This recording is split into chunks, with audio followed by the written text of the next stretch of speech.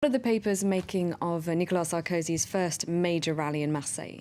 Hello, Claire. Well, for right-wing Le Figaro, the most important thing was that Sarkozy defended a certain idea of France. He said France, according to the paper, 88 times in that speech, so it was very much a strong nationalistic focus there.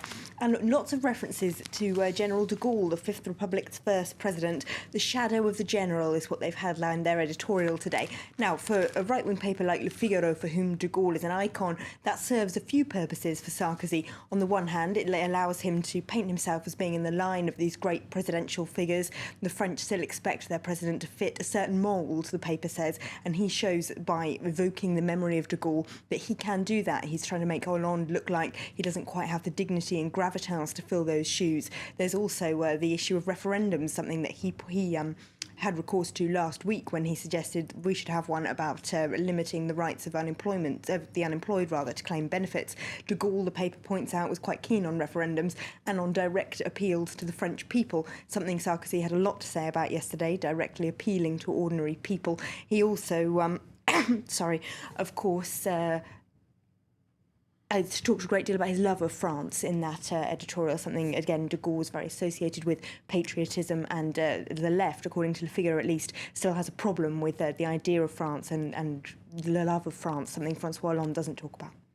Now, he mentioned sacrifice and how we're living in a time where it's necessary to make sacrifices. Probably not the most popular thing with voters, though, but quite a populist tone that he was striking in that speech. Yes, indeed. Sarkozy calls on the people is Le Parisien's headline today, something he's been saying a lot since he declared his candidacy last Wednesday. He's had a lot to say about how he wants to be the president of ordinary people, talking about the elected politicians and unions as a kind of elite that he would like to fight against. Slightly ironic, of course, when he himself has become symbolic of a rather different elite, that is to say France's wealthiest. But Le Parisien says he's trying to move away from that image and paint himself really as a completely different person from the one who's been running the country for the last 5 years. He's trying to wipe the slate clean and try and get people to judge him on the new policies that he has for this election and not what he's been doing for the last 5 years. He's actually trying to use the fact that he's now very much the underdog in the polls to his advantage, they say. Yesterday he was saying to voters, help me to bring France together, help me succeed for the sake of France, essentially admitting that he's doing very badly and trying to spin that round and paint himself as outside the system, painting Hollande as, if you like, the natural successor, the person that the system, in inverted commas, has designed as the next president, whereas he is coming from outside. Slightly, of course, ironic, seeing as he has been in power for the last 5 years. So I imagine this isn't going down too well then on the left. No, indeed not. Libération think it's hilarious. They say beyond satire in their editorial that a man so associated with elites, with France's riches, with tax breaks for them, with having millionaire friends and having a dinner in one of Paris's most expensive restaurants on the night of the last election, should now be trying to paint himself as the man of the people. Their headline today is C'est l'élite finale, which is a play on words from C'est la lutte finale, which means the final fight, which is famously part of the lyrics of the communist anthem L'Internationale. So they're rather laughing at his trying to pick up these populist clothes. But in their editorial, they say there's no way voters will buy that after 5 years when he's mostly made policy, as far as they're concerned, for France's wealthiest. The communist paper L'Humanité is even more critical. Their front page says Nicolas Sarkozy extremely far to the right. They say he's now engaged in a kind of extreme right primary against Marine Le Pen, trying to grab those National Front voters. But there's no, it's not necessarily proof, at least according to them, that he's winning.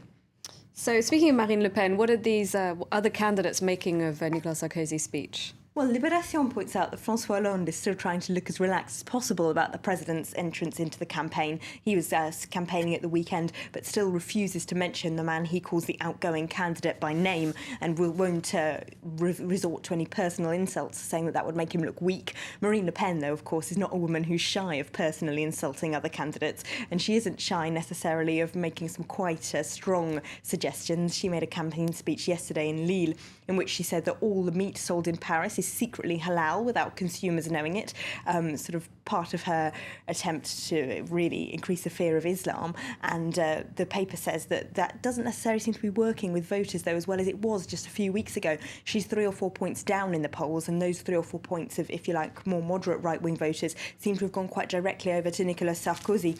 La Croix points out in its editorial, which is called Nicolas, François and some other people, that most of the other candidates beyond Nicolas Sarkozy and François Hollande are falling down in the polls now as the race tightens between just those two men. OK, the gap between them still pretty big. Thank you very much, Elena, for that look at the French press. You're watching live from Paris. A reminder of our top stories. Can Greece